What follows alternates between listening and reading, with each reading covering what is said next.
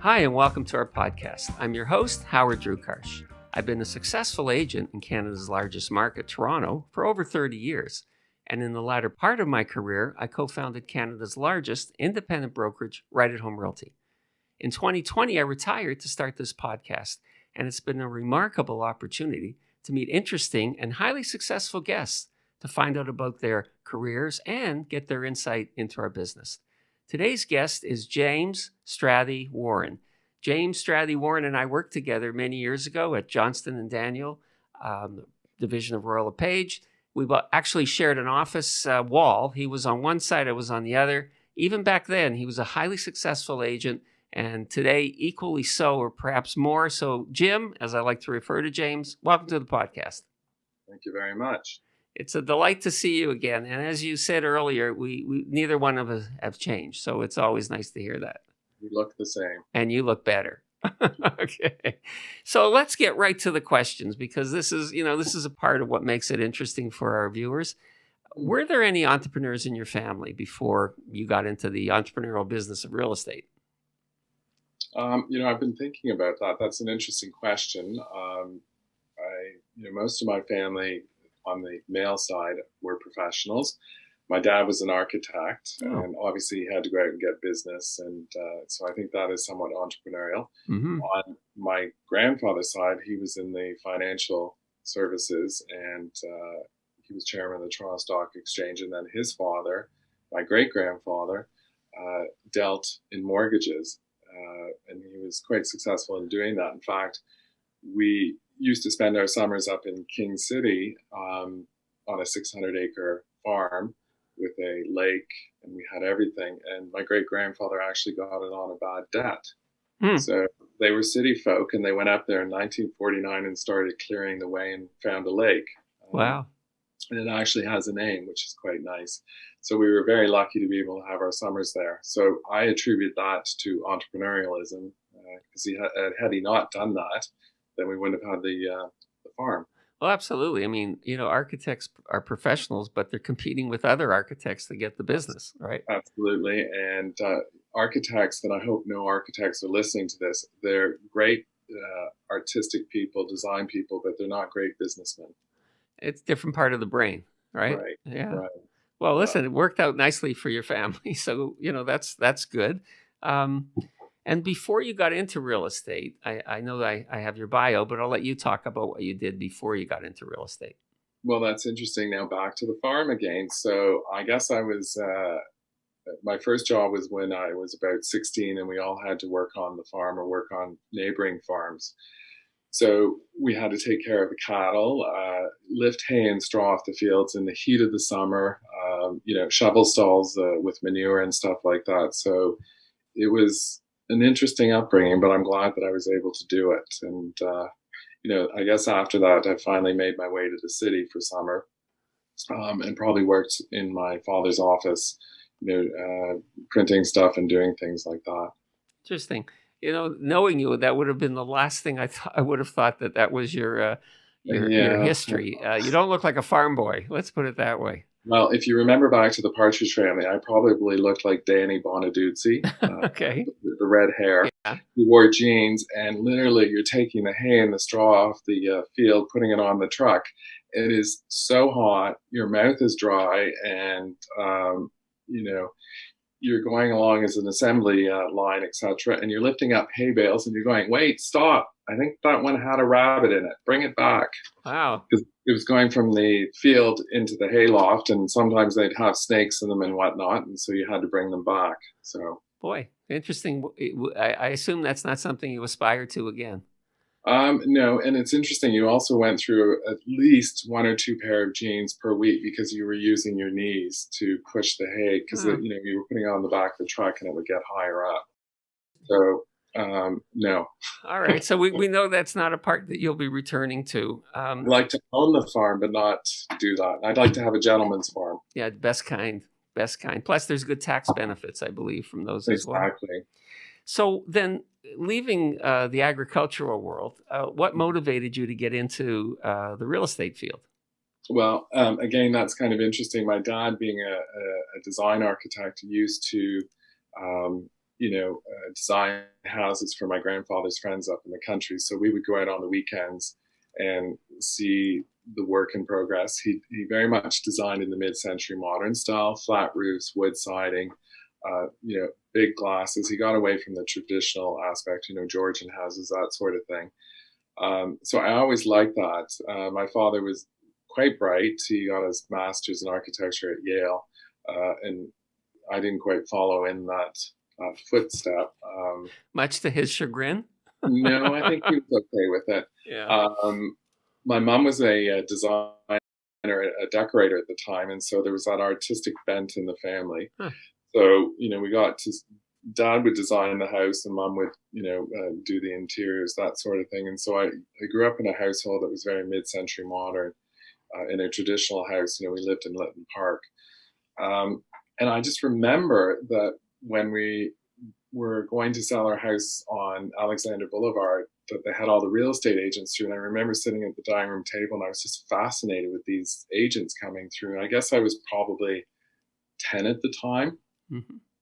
And I remember going through all their business cards, all the recognized firms at the time, J&D, Bosley, A.E. LePage, Martin and Meredith. And, that's sort of where I thought it was kind of fun, doing that. And I remember seeing my parents taking us out to see another house. And, back then your parents would say to you, if you didn't like the house, well, then you can stay in the other house. So you don't have a vote here.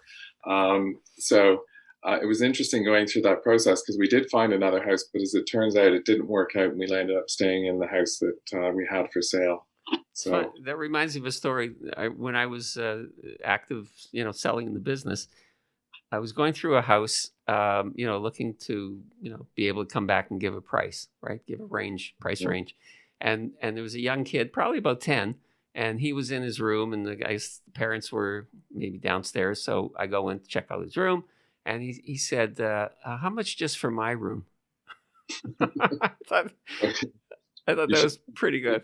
Well, he should have turned his room into a condo within a house. That's right. But I didn't give him a price so that we didn't blow that thing. It would probably have been in Juicy Fruit or a chocolate bar or something. Yeah, that's true. $5.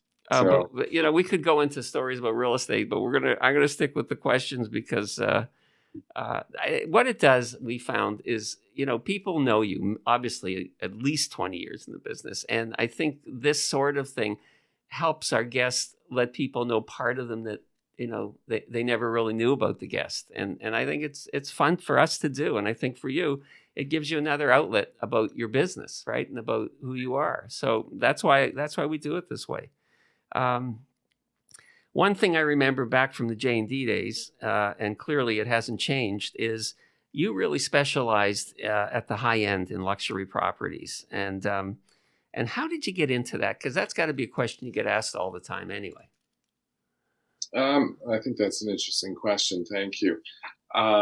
Again, I was just very fortunate that I was brought up in that kind of environment. So I was exposed to it, and I always liked it. And, real estate is predicated on, who you know, as opposed to what you know. That what you know does come into it.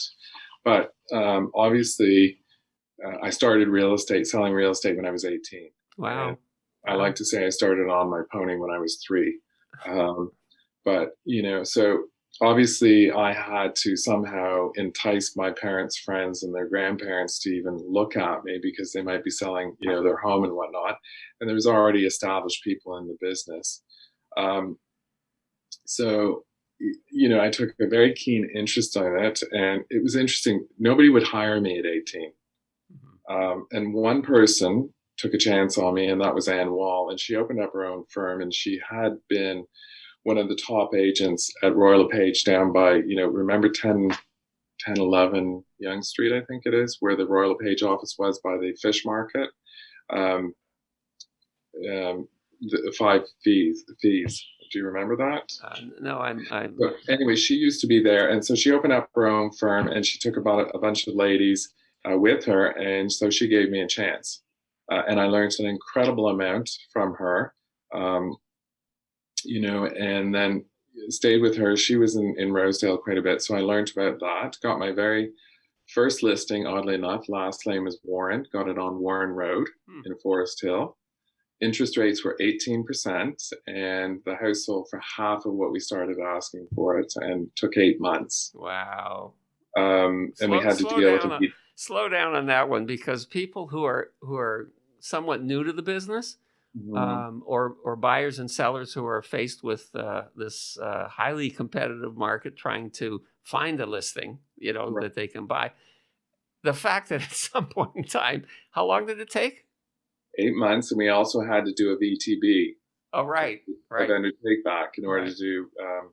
So what that would do for you, if you got the seller to take back a mortgage, you would obviously get a higher sale price. So that's why they did it. And the mortgages were obviously at a very high interest rate, but not quite as high as what the banks or the street was offering. It's interesting that, going back to my time being active in the business as a salesperson, the things that people never hear about now are a form called price reduction. Right. Never hear about that. Vendor take back for sure. How low can you get? But the thing is, the business always changes, even though it's, heightened and hot and right like that. Things change in this business, right? And the longer you're in it, the more you recognize. And people new to the business think it'll go on forever the way it is, but it won't. But on the point of luxury properties, how do you see the future of that? Because the prices are really they're not slowing down, right? No, so they're what's not. your opinion And I think on that? it's kind of interesting. I mean, I'm so glad I bought my house when I did. And I think now with the price of real estate, people are considering it as part of their assets. You have your stock portfolio, you may have other assets somewhere else, but you also have your residential real estate. And it's kind of interesting, if you stop and think about it, how much your house is probably worth today. And you're kind of like, wow, that's a lot of money. And probably you don't have a mortgage on it. So, you actually own that. And when you sell that, if it is your principal residence, obviously you don't have to pay tax on it. Right. I remember seeing an article that said most people earn more money on the appreciation of their home than they do in their work life. Right. Well, I don't know about you, but when I retire, I am considering my home as part of my RSP package. Well, I think, I like you. I started in the mid 80s. I get my head around it now because I still keep in touch with the business. But same for you, if you look back when you started, what any house in any market was like, and now. So it's interesting, Howard. I'll tell you something. I was thinking about this the other day. It answers your question about luxury real estate. I was a graduate of Christie's in London, England. And that was the year when Impressionist pictures were selling for a huge amount of money, like 50 and $60 million. And I remember coming back to Toronto, and we finally, and this was in '87, we finally saw some of the first houses selling for $1 million, like in Forest Hill and in Rosedale. Absolutely amazing to break that barrier. And now look where they are. It's interesting. One of the houses on Dunvegan, I was just noticing today, I think I sold it probably about 8 years ago, and we sold it in the low threes, and it's just transacted just over $8 million this week. That's the kind of, and that's tax free. Right. No, that's the kind of information that people, I think, drives people to getting into real estate now, because they see if you look back over, and average price is over $1 million. So no matter what you own, it's $1 million. And some of the guests I've had are people from other markets like New York City, LA. And when I look at what they can get for $3 million there, and here you get a building lot, like it's a very intense market. So what do you think? I mean, if it's going up, do you think that same house can be 16 million? Like, how far do you think this can go? Well, I think Canada is the best country in the world.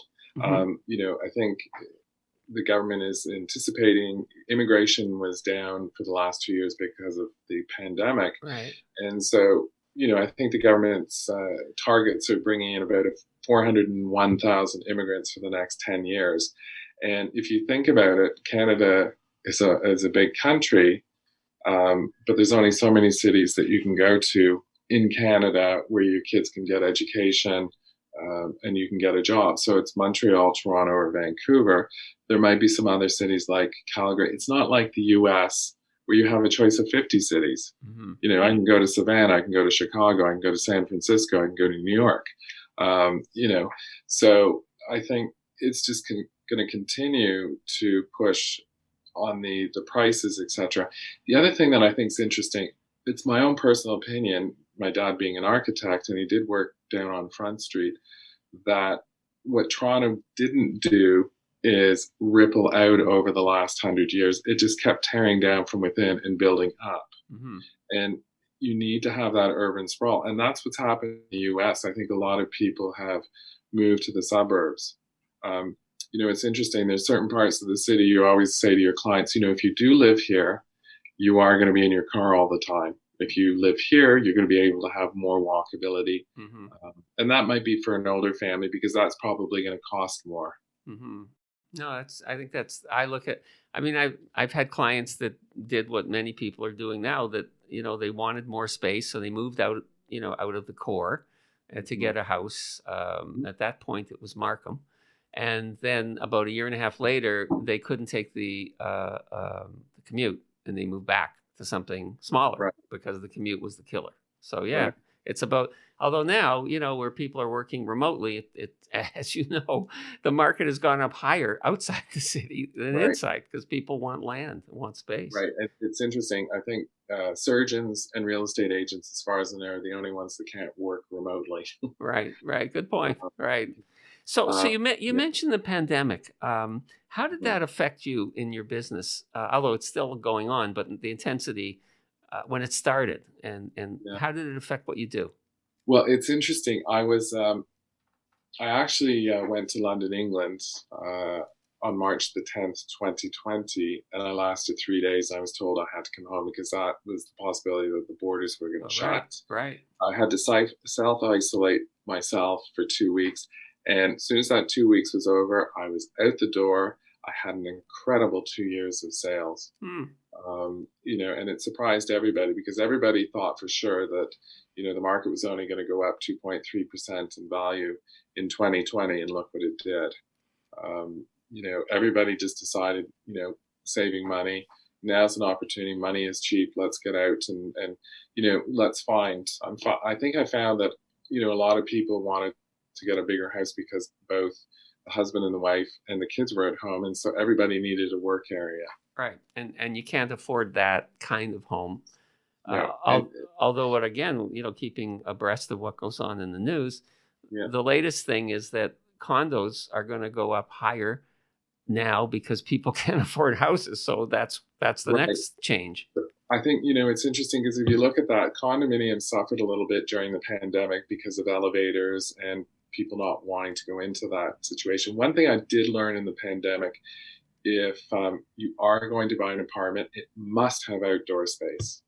Interesting. Secondarily, parking. Third, a locker, but it must have outdoor space. Otherwise, don't waste your time with it, because people need that. And I think, it is interesting. I think, alluding to your point, I think a lot of young people right now are going to be moving into condominiums in the European fashion because that's what they can afford. Right. Canadians as a whole wanted to open up the front door, see the front staircase, look out the back and see the cattle. It's affordability right now. Absolutely. And you know what? People will adapt to it because if that's the new reality and you want to own, it's more like, to your point, European cities. How many people own homes? They're all living vertically, right? Because that's. And I think the issue there is getting back to the European mode is that Canadians live within 200 miles of the US border. And so there's only so much real estate, that we can, and the problem with around the city is that everything is conservation. Our farm in King now is considered part of the Oak Ridges Moraine, so it cannot be touched. Oh, interesting. Yeah. And it's half an hour away from the city. Yeah, that was a good deal that your grandfather got. He did, yeah.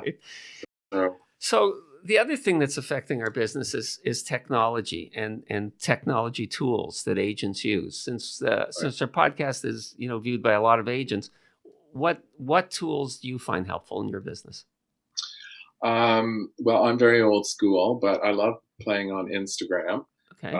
We have a few Instagram accounts. I have my personal one. I have my not my company, but my team one. It's SW3. And we post pictures of our listings. We don't want to overwhelm people with a lot of real estate. So, sometimes we put up pictures, and we always try to put up a fun song from, say, the 1980s British pop that everybody can relate to, regardless of their age. I think, I think that's probably the most that we do. We do a lot of print media, that sort of thing.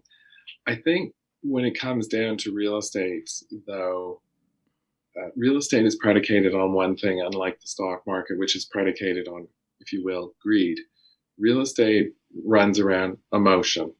I have to live here. I can't, if I don't like it, I can't just turn around and sell it. Right. I have to wait, and so you have to count, I have people who often say, well, we'll just put in an offer, and I'm insistent that you must come and see it because the pictures, it may not be bigger than you think, or it may be smaller, or you didn't realize the ceiling height, Right. that sort of thing. Yeah, I mean, in pre-construction is another story, but because it's somewhat homogeneous, Right. let's say. But in real estate, I remember again going back to my selling days, when you're taking out buyers, and just to your point, it could be on paper a perfect fit, but it has to, quote unquote, speak to me. Exactly. Right? Like the buyer has to feel there's something here that tells me this fits. And so, yeah, Right. you're right. That'll always be a part of it.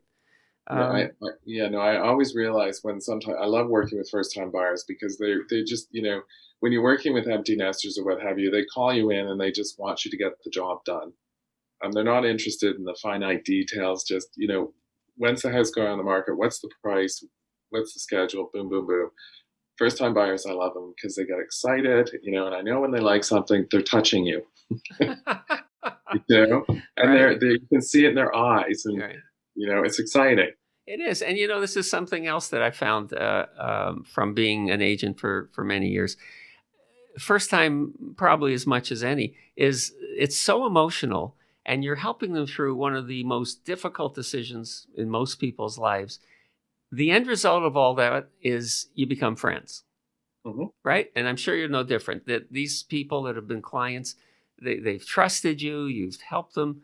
It's a side benefit of the business. You develop some really nice friendships. Absolutely. And I mean, I always enjoy that. I had one client, I think let's go back 20 years, and I think it was a difficult market. The prices were continuing to fall, and you just couldn't figure out where was the benchmark for that price. Anyway, I ended up showing those people 227 houses. Whoa. They stayed with me. I really appreciate that. In the meantime, they decided, I guess, they were going to have another baby, and they named it Warren. Really? Well, I remember this is from a training course about working with buyers. The trainer said, when you're working with a buyer, you stay with them until they buy or die. Apparently, you stayed with them until they had a baby. So a little different. As I tell my teammates, you just keep calling people until they say no, because sometimes people don't really know what they want. And Right. Sometimes you say, look, let's just go and have a little looky-loo. Right. It's so true. And new people don't understand that. When you're experienced, you realize, of course, price is critical, but then, I remember showing someone a property, McPherson, I think, absolutely had to have a garage. Found the place he loved, no garage. Right? It happens all the time. What about this? And I didn't bring this up earlier, but I was just thinking about rentals. Have you done high-end rentals? I have. And what's the price range in high-end these days? I would say we're creeping up there. I mean, if you're looking for an executive rental, you're probably looking at a minimum $10,000 a month plus utilities. Basically, you're taking over the entire house, doing gardening, snow removal yourself, that sort of thing. But I think we can creep up as far as $20,000. There might be some circumstances where some houses properties are asking more than that. But the interesting thing is that my experience has been when you do have executives come to Toronto as a family, they're given so much money by their company, and anything in addition to that, they're going to have to subsidize. So sometimes when they hit Toronto, they're saying to you, "We've got $12,000 to spend. What have you got?" So the one thing that is so important about rentals, whether it's less expensive or it's luxury, as opposed to a sale, you always have to remember this. A rental is an ongoing relationship, and you want to make sure that you've got the right person in the house, that you've got all your T's crossed and your I's dotted, because it doesn't end after 3 months like a sale does. It goes on for a year or two, and sometimes it can turn out to be a bit problematic. But you want it to be positive, because that's you're working for the client on both sides as well. Yeah, rentals, and anybody who's done rentals, and most people don't do the $10,000 one. They're typically as much or more work than a sale, which I tend to agree with you there, because now we have to fill out the residential tenancies form, and you have to do the credit checks, and you have to get everything in line, and as I said, it's an ongoing relationship, and you need to make sure that you've crossed your T's and dotted your I's there, because otherwise, I think the Residential Tenancies Act is somewhat skewed towards the tenant now. Mm-hmm. Yeah, and so yeah, it is. I mean, most lawyers will say that as well. Mm-hmm. Moving on back to you personally, what's been your biggest success in real estate? My biggest success. And it doesn't have to be a transaction. It's just something that you feel. You know what it is? And I think this is so important to anybody, whether they're coming into real estate or whether they've been in real estate. It's one thing, finding life balance. Oh, yes. Many, many times I hear you guys are so lucky because you can pick your own hours. And I'm like, what you talking about, Willis? Yeah, the hours are 24/7.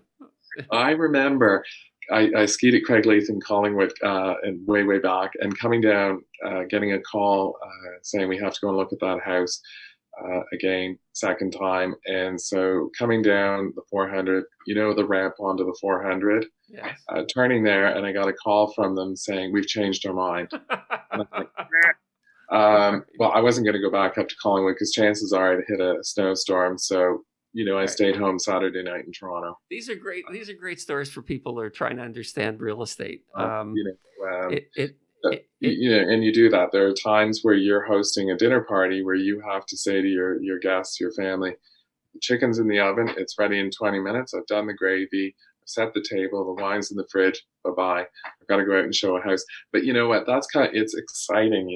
There's adrenaline there. Right. And, right. It's just, that's what makes us go and keeps us going. And it's your business. Essentially, it's exciting because you're working for James Strathy Warren. That's the company, right? So it's exciting. Yeah.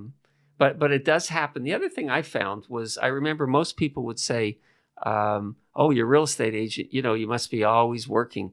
And for a long time, until I think cell phones became smartphones, that was correct. But then once that happened, everybody's working like a real estate agent. Your clients are working 24/7. People have to be available all the time. So we're no different now than anybody working anywhere. They're expected to be available all the time. Right. Well, I'll tell you something. When I first started out in real estate, if I was showing houses in Yonge and Summerhill or Rosedale, you would make appointments for 4 properties. You'd have to go to those individual offices, pick up keys, try to keep the keys all organized in your car. Hopefully your client will be on time. Hopefully this is the right keys I'm about to open up the door, because they weren't tagged. And show the property, move on to the next one, and know that you have to have that first key back within an hour because somebody else wants to show it. Right. And talk about having a Tony Home perm. You start off the day with straight hair, and by the end of the day your hair was out. It's interesting. I enjoy talking to people like yourself that go back in time to the business, because it was, for lack of a better word, it was a really colorful business in those days. It was, and I was speaking to an agent a couple of months ago, and you'll probably remember this. And we had a lot of fun. You used to write your deals on the front of a car at 10:30 at night, Right. and we had the red seals. And do you Right. remember those? Yeah, of And course. so, you'd red seal everything, and then, hopefully the deal got done, and you'd go home exhausted, get into bed, and the next morning you'd wake up and you're like, I feel something on my face. And you're like, what is that? Oh, there's that red seal. I was wondering where. Red seals plus the offers were first written by hand, then they were typed. Right. So And whiteout was our friend. right, carbon paper everywhere. Yeah, Right. yeah. Yeah. So here, and I know I try to keep it to the half hour because I know you're busy. So the question I have next is, what's been your biggest challenge in your career, and what did you learn from it? What is that? I don't know. Again, it's probably drawing the lines and finding life balance, because I mean, real estate it's like a lover. It's very intoxicating. It can pull you in all the time. And sometimes you have to. I often say to people coming into real estate, you have to be a dog groomer, a bed maker, you have to be a baby holder, you have to pick up muffins for clients, you have to rally the troops and say it's going to work out, we're going to find another house. And sometimes you get into your car and you're just absolutely exhausted, Mm-hmm. that you have to do it, and you have to find that energy to do all those things. That's what I love about it. It's very multifaceted. And you, if you're dealing with first time buyers and they lose a house and somebody's crying, you're like, oh my God, this is breaking my heart. But you have to remind them, we will find another house. It will work out. Call them the next day and say, we're going to find that house. And usually within 2 weeks, we find that house and they've totally forgotten that first house. Exactly right. And it's so hard for people who are so emotional on the first one to realize that there is another one out there. Right. And another challenge, for example, I remember I was showing a semi in Leaside to friends of mine's children, and it was a multiple offer situation. And the parents came, and the father said, "I am not having my kids live in a semi." And I said, "Mm-hmm." I said, "Can you come across the street for a moment?" So we walked across the street, just the two of them and myself. And I said to them, "You know what? This is what they can afford." And he said, "Well, I don't know about that." I said, "Do you want grandchildren?" And he said, "Yes." And I said, "Well, then be quiet, sign the check." Good strategy. Okay. Now, you're really successful. So Thank you. to accomplish this success, do you have a support team? And if you do, what do they do for you? I don't have an assistant right now. We're pretty good on our own, in the sense I've just formed SW3. Mm-hmm. Uh, What does SW3 stand for, by the way? Thank you. So my name, James Strathy Warren. Right. SW Strathy Warren. 3 is my favorite number, but also 3 is really important because when you're staging and doing houses, you always do things in odd numbers. .ca, we're comfortable with Canada, but the interesting thing about SW, my favorite place to be in the world is London, England, in Chelsea, and that is SW3, and it's luxury real estate. People recognize that. Smart. And the other thing is, it means something for everybody. SW, the 2 most desired exposures in real estate are South and West. Mm-hmm. So when you're out socially, real estate agents, I think, do make a mistake by saying, "I'm James Strathy Warren." Well, who's going to remember that? Mm-hmm. So if you say to somebody quite quickly, SW, they're going to remember it. It's funny. I thought about London when that's why I asked, because that's what struck me. So here we go, and we're about at the half hour, and I promised my guests I try to keep it to a half hour. This will definitely be the one with it. I'm sure you're asked more than not, with new people, experienced people, agents everywhere. What would you say to someone who wants to get into luxury sales as you do? Right. And I'm glad you asked that question. Absolutely, Howard. What I love doing is mentoring to new agents and helping other agents as well.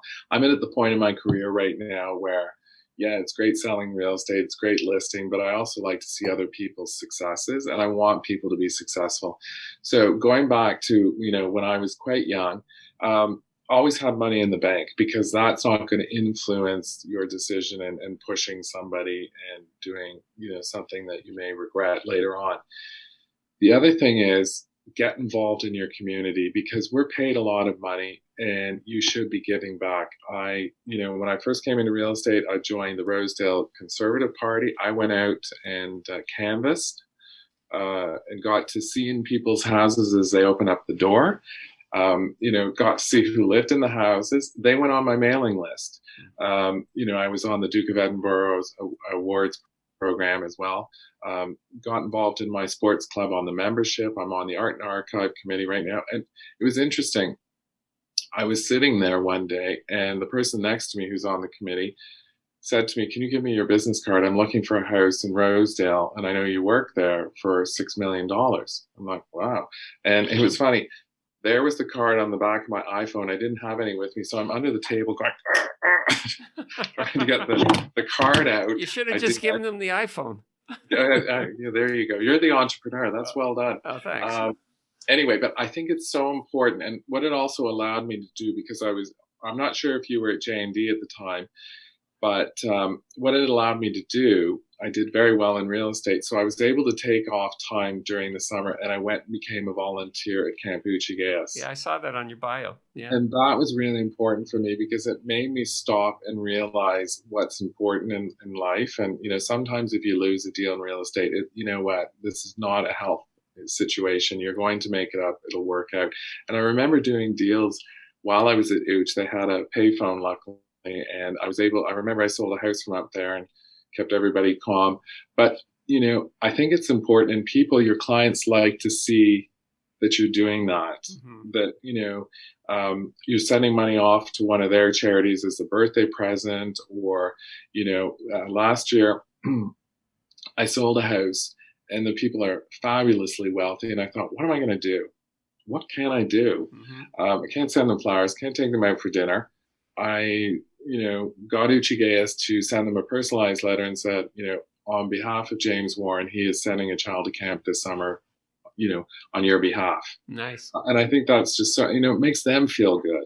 I think, as advice to new people or even experienced people, quite often that is a challenge. What do we buy our clients that's a reasonable gift?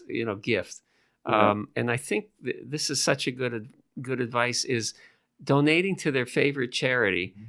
I think that's the best gift you can give anybody. They don't need flowers. They don't need a meal out. Doesn't matter who they are. It shows that you're real, to use the language of your people, a real mensch. Right. No, I like that. So there's two other things, if you don't mind, I'd like to say about absolutely people coming in. First of all, you have to treat this like a business. You have to have money in your bank account. You have to spend money to make money. And I say this all the time. Rather than keep the money in your bank account and pay it to the government in tax, spend it on yourself. Spend it on your business. And, when I say to everybody, treat it like a burner system. These people in the front need immediate attention. These people on the top, they get called maybe once a week, every 2 weeks. They get sent something. These people are on my mailing list.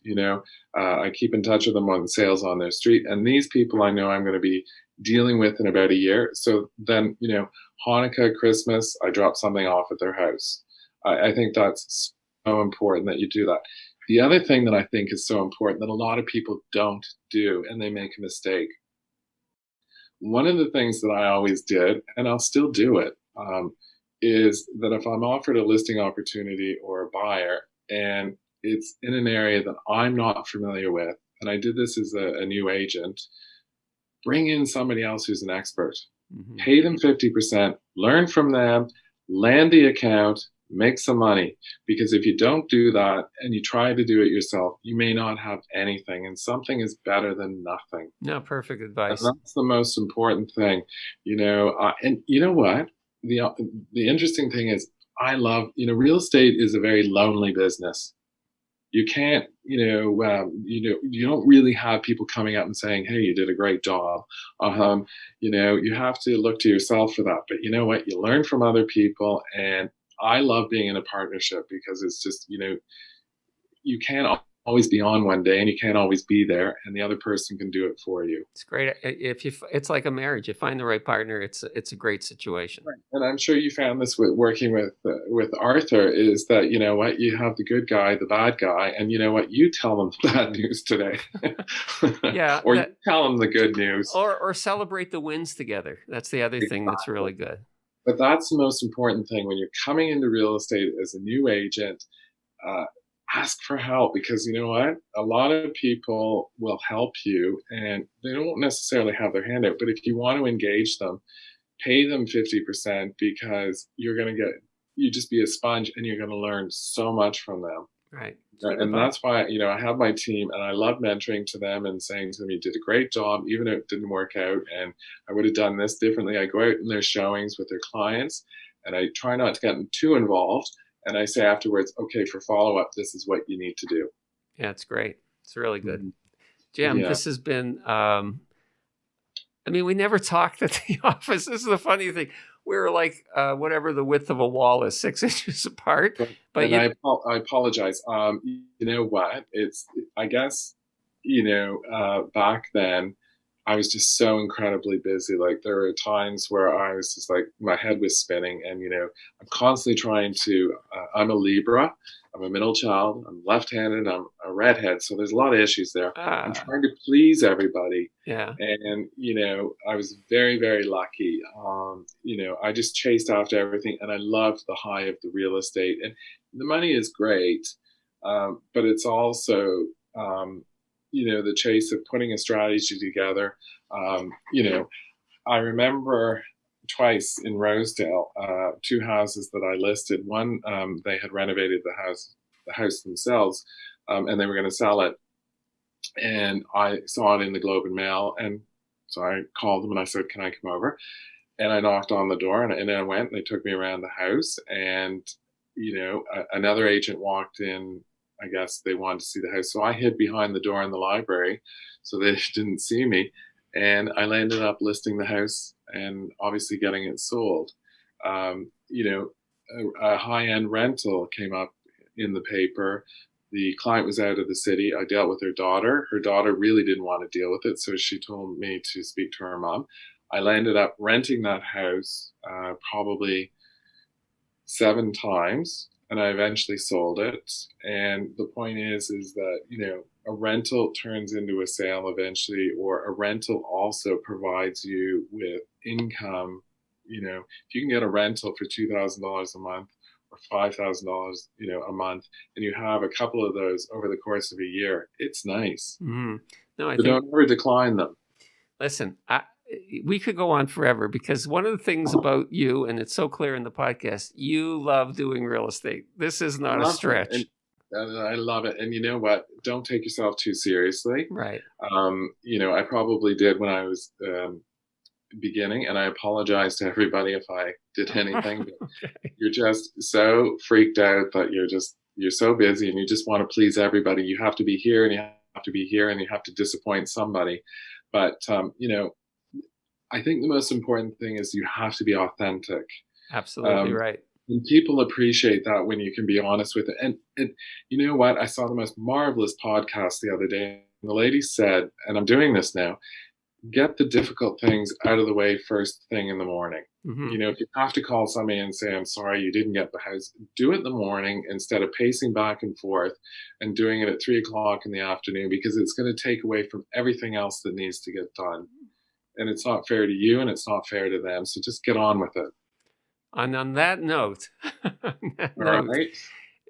Jim, real pleasure. You know, it's, as I said, we know each other better after this podcast than we ever did when we worked together. So a real delight, continued success, which I know you'll have, and maybe we'll get you back again sometime. Yeah, no, I'd love to do that. And as I said, I love talking about real estate, and thank you so much for the opportunity. It's nice seeing you again. Pleasure. And thank you for your time. I really appreciate it. Thank you, Jim. We'll stay in touch. Thanks a lot. Thank you. Okay. Bye-bye. Bye-bye.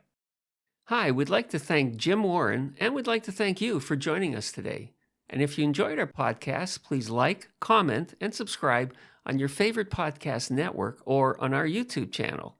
And to reach us, you can reach us by email at info@rewithhd.com or on our website, rewithhd.com. Thanks for joining us, and we'll see you next time.